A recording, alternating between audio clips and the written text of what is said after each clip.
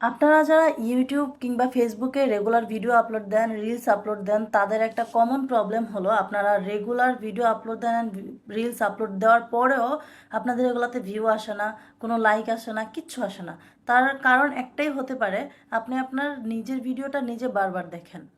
এই জিনিসটা ভুলেও করা যাবে না। নিজের ভিডিও নিজে একদমই দেখবেন না। নিজের ভিডিও যখন নিজে দেখবেন তখন আপনার এই ভিডিওটার রিচ কমে যাবে, প্লাস হলো ভিউ কমে যাবে, সব কিছু কমে যাবে।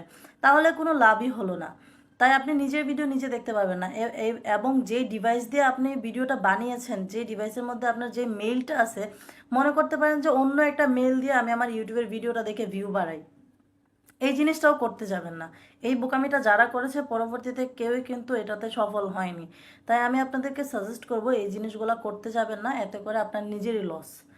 আর ফেসবুকে তো ভুলেও করা যাবে না, কারণ ফেসবুকের অ্যালগরিদম খুব বেশি হার্ড, ওরা আরও বেশি কঠিন করে ফেলছে ডে বাই ডে।